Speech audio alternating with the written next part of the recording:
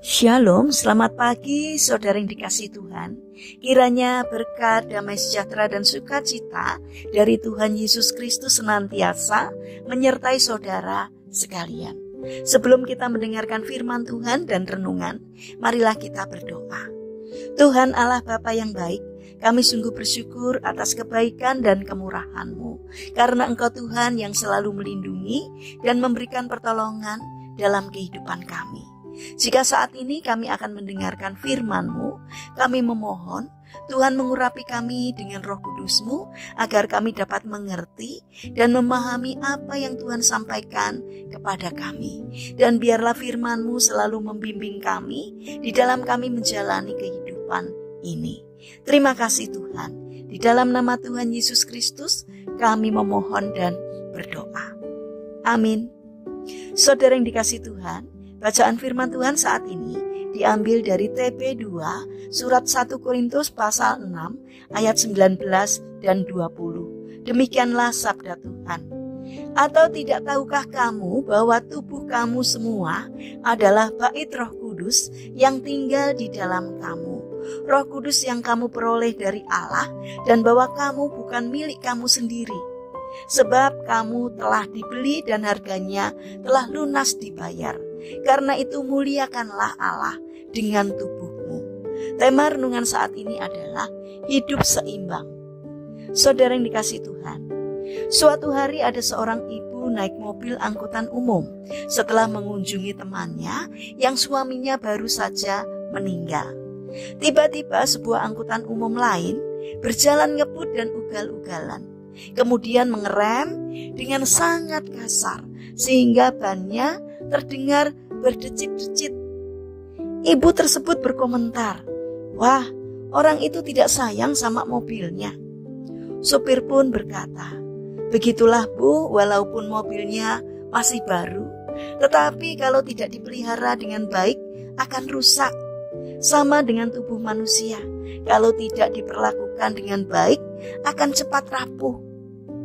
Kemudian tiba-tiba ibu tersebut ingat akan temannya yang suaminya baru saja meninggal. Almarhum suami temannya itu rajin bekerja dan melayani Tuhan.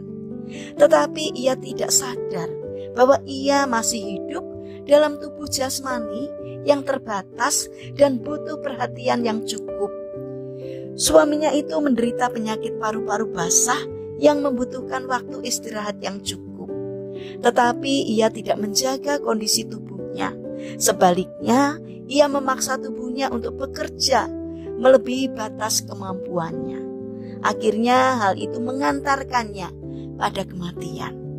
Beberapa situs kesehatan mengatakan bahwa kurangnya asupan makanan dan waktu istirahat akan memicu berkembangnya penyakit-penyakit berbahaya.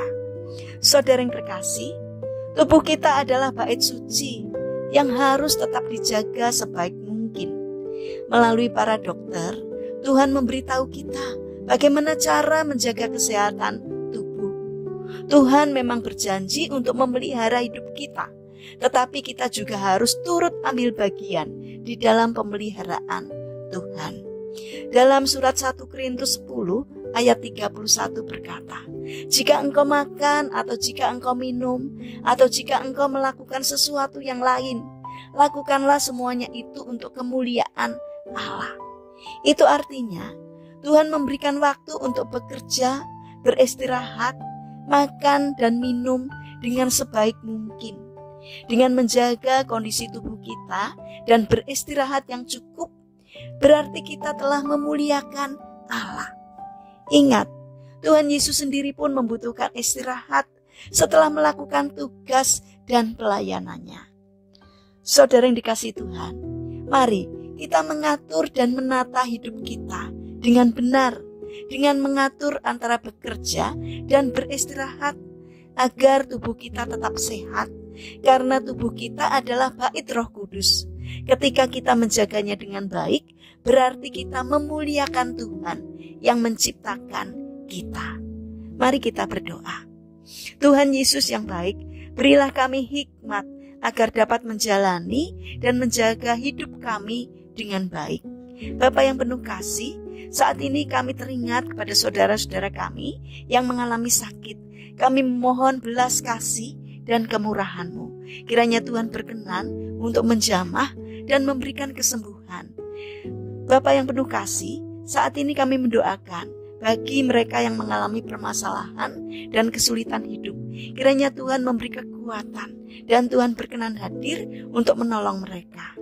Bapa yang penuh kasih, kami ingin menyerahkan setiap rencana aktivitas kami hari ini kepadamu.